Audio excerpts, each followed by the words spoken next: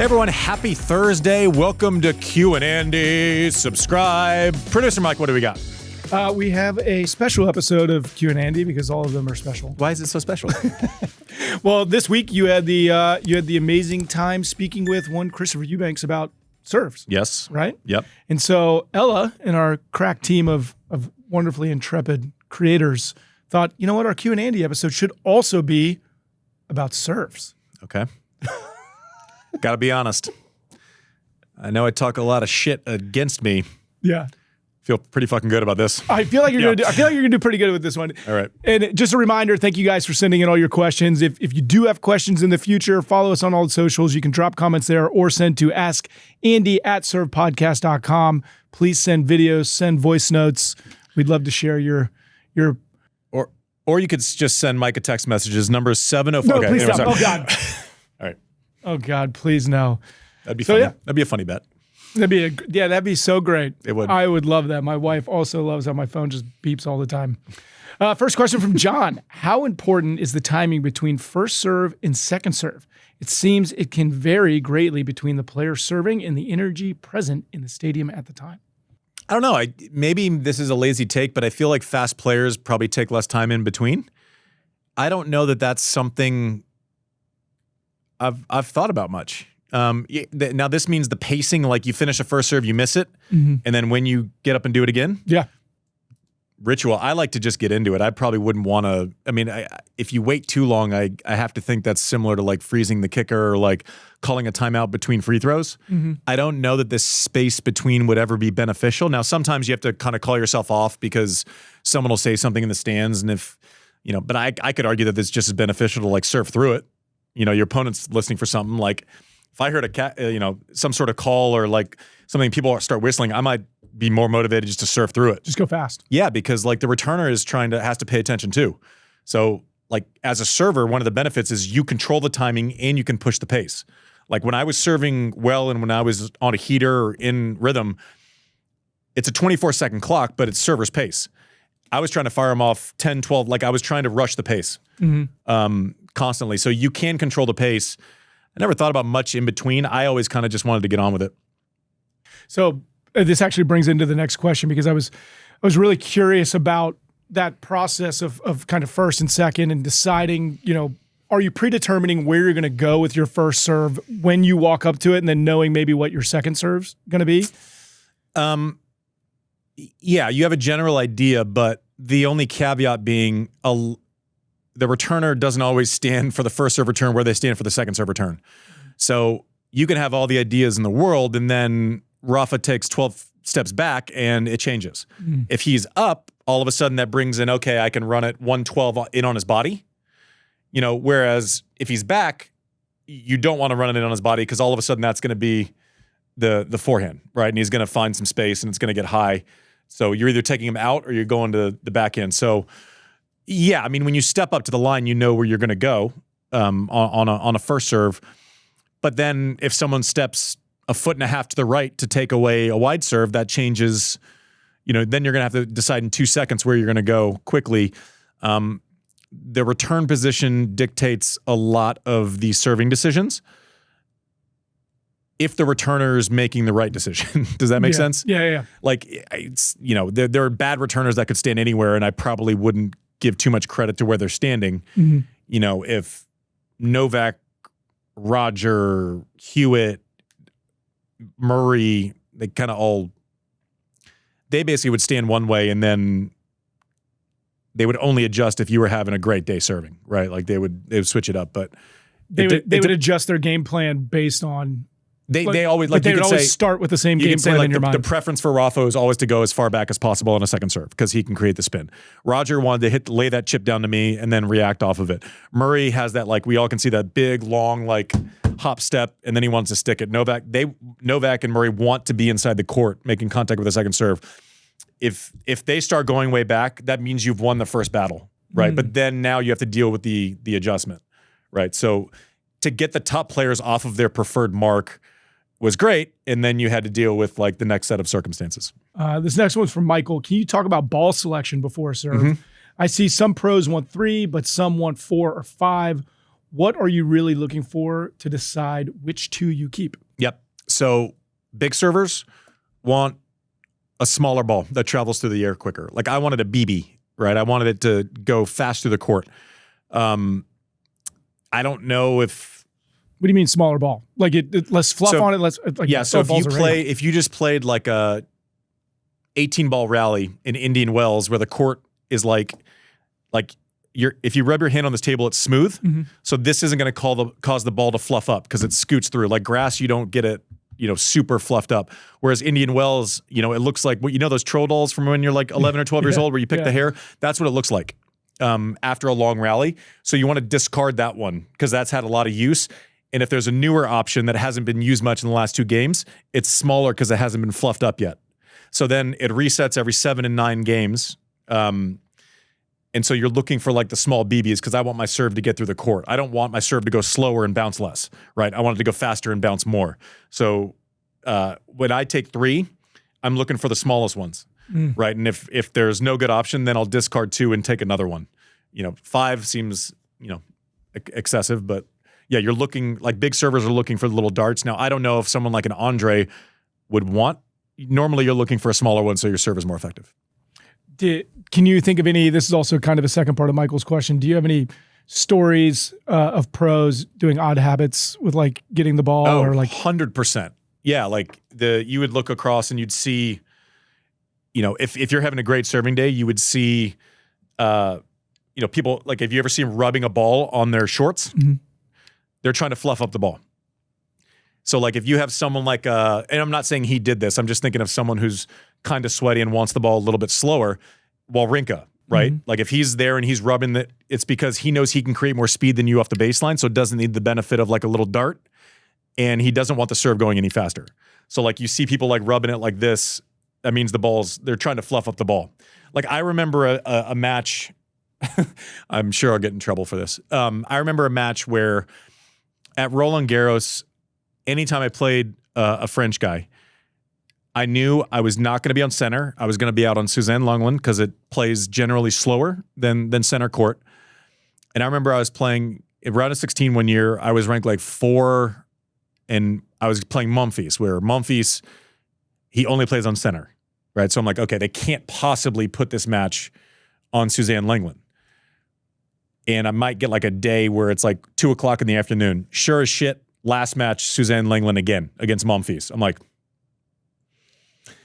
I watched them water the tarps. So the tarps that sit in the back of the court, that when it rains, you see people hustle and pull them across.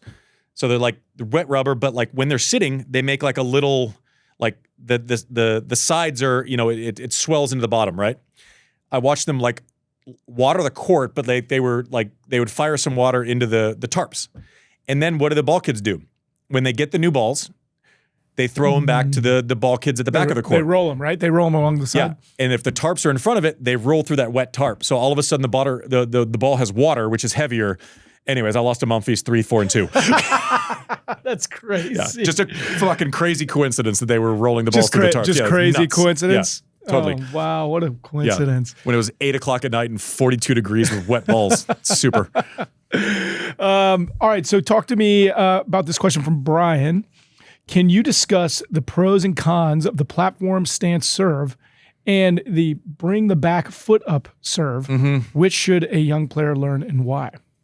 So the platform, like everyone's like, you are a platform server, but then I see people try to platform serve and their feet are so far apart, which means that the push is pretty hard. Like if you look at most of the platform servers who have been really good, Pete, Roger, my serve, the stance is narrow and their thrust is pretty intense. So if you don't have the leg strength, you can't get away with platform serving. Like if you don't have like Marcos Giron quads, the platform serve might not be for you. Okay.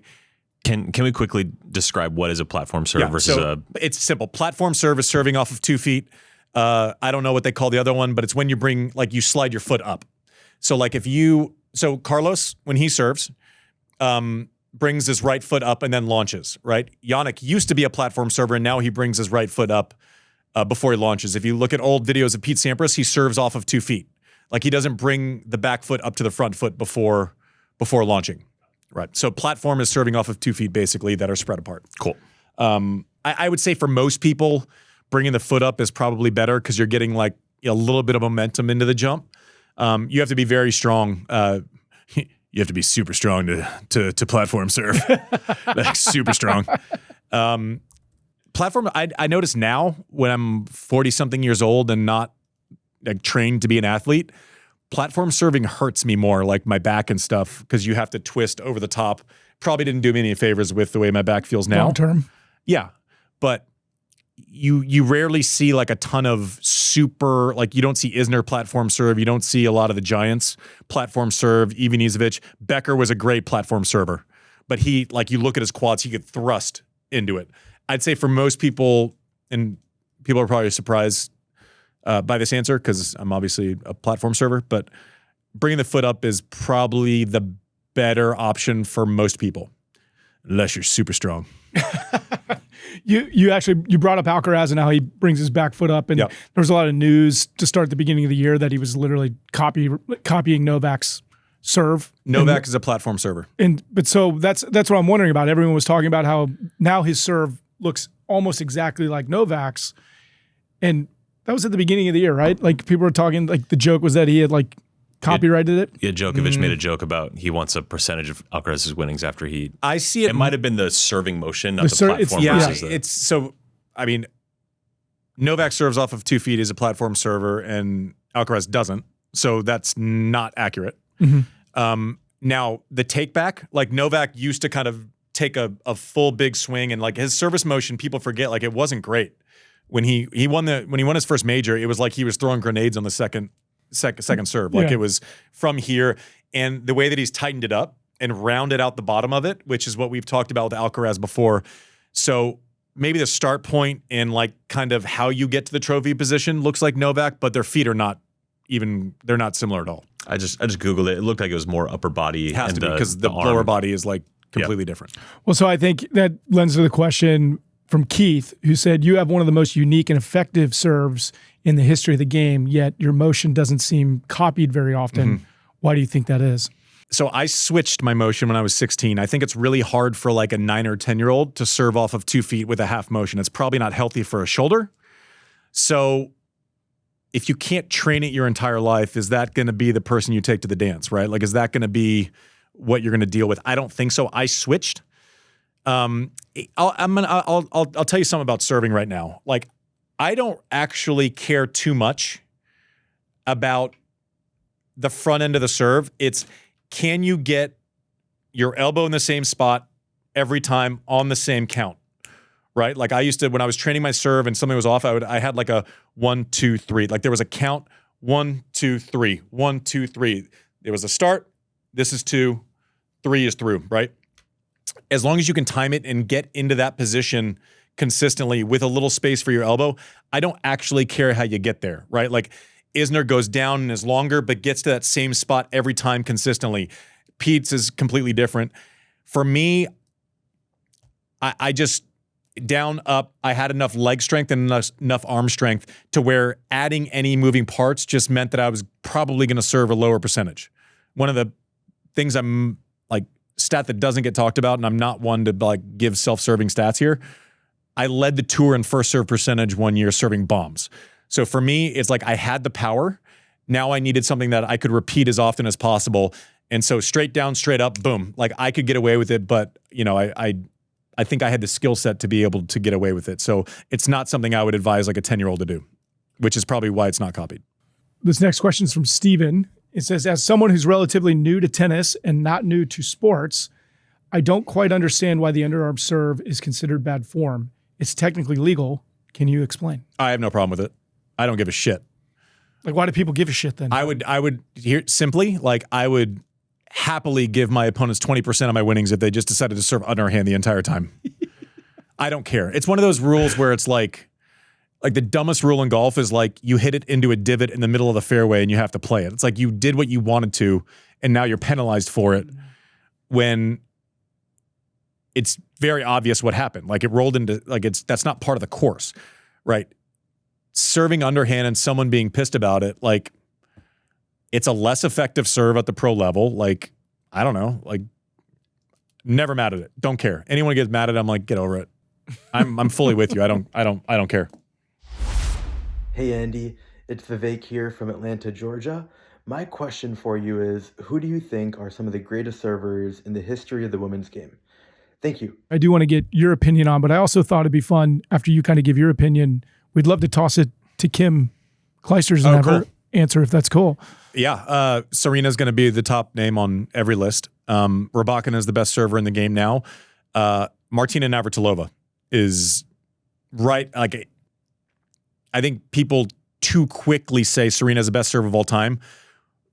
When considering the equipment and everything else, Martina's serve right there, 1A, 1B. Those would be my three. Awesome. Let's see what Kim has to say. I made a top 5 in random order, but thinking back about early on in the 2000s, Lindsay Davenport was definitely one of the harder servers to play against. Couldn't read the serve,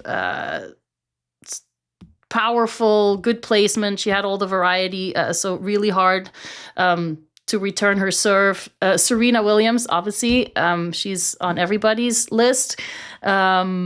Venus as well. I think Venus, her first serve,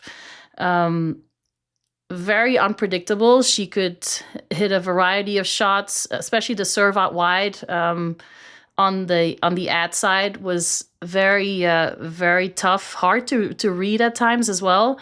And then I'm going to go with the Aussie Sam Stosur, the heavy kick serve that I think a lot of women hated, and especially because on the ad side where she hits that kick serve to the backhand, and I always found it confusing to know should I step in and take it on the rise, or should I take a step back and kind of wait till it drops a little bit? So definitely made you do some unusual things out there on the return.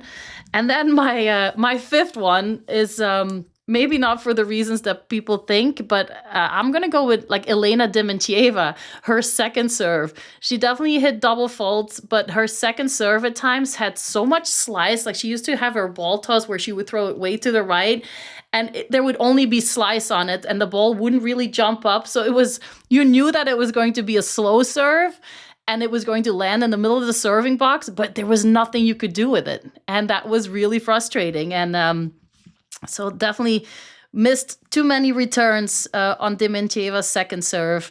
But yeah, I think that's my 5 female players. All right, Andy, last question. This is from Alec. What's it like mentally serving for a Grand Slam title? What was going on in your head? Are you thinking at all, or is it just pure adrenaline? I'll tell you this. I'll walk you through the moment where I broke at 4-3. I was up 2 sets. I broke at 4-3 up in the third set. Is that right? I don't know. All I remember is that I had a second serve return, and I was saying to myself, fucking double fault, double fault, double fault, double fault, double fault, double fault. And guess what happened?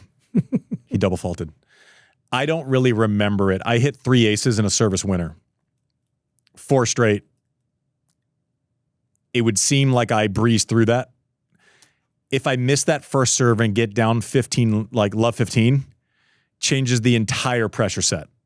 I hit a good serve the first point, hit my spots, was going to, try to bleed him out wide. I knew on the switch over what was happening. It wasn't as if I blacked out. I knew what was at stake. Just made the first one. And then we talked about like the shot clock on serving. As soon as I made the first one, I go, sitting around and thinking about this is not going to do me any favors. Just go. I got through that service game, and I don't know the exact time, but it was maybe a minute, right? Like, and if I was Federer, I would have been delaying. I would have been putting the hand up. I would have been trying to at least make me think about it a little bit. But yeah, I was through that pretty quick. But I was aware. But even at 40 love, you're cooking. It's like, gosh, okay, just get like, it seems, you could be done in 2 seconds and you're a US Open champion, or that there's still 3 hours of life left if this goes the wrong way. Oh. So I I cooked the shot clock. I didn't want to take a lot of time in between. I just stepped up and like once I got on a roll, I'm like, the space between points is not your friend. What was it? All right. So obviously the magnitude of that situation isn't lost on you as a student of the game, but could you say there was an equivalent to like the first time you won on tour and feeling that same pressure, and then each time you won, obviously it changed that pressure? You feel pressure serving out a set. Yeah. Right. I mean, the only difference is when you're in a Grand Slam final, you're pretty confident with the way you're playing. Like I always said, I felt more nervous, unprepared during a second round match. Like I lost to Janko Tipsarevic coming off of an injury one year at Wimbledon. I knew I had hardly any reps. My shoulder wasn't great. And I felt like I completely choked. Like he was throwing in second serves and I was hacking returns in the bottom of the net. Where for me, getting tight wasn't really circumstantial. It was based in preparation and confidence. Like if I was lacking confidence and felt like I maybe wasn't prepared, then all of a sudden it's like, can I play 6 hours? I don't know. Like have I been able to train? Not as much as I'd like to. That would make me nervous more so than like, I knew if I was in the semis or finals, I might lose, right? But like generally, I don't know that I laid like a ton of eggs in those matches. The later stage, I at least knew that I was playing okay. That's cool. These are great questions. We appreciate all of them from all the listeners. This has been Q&Andy. Wolfia.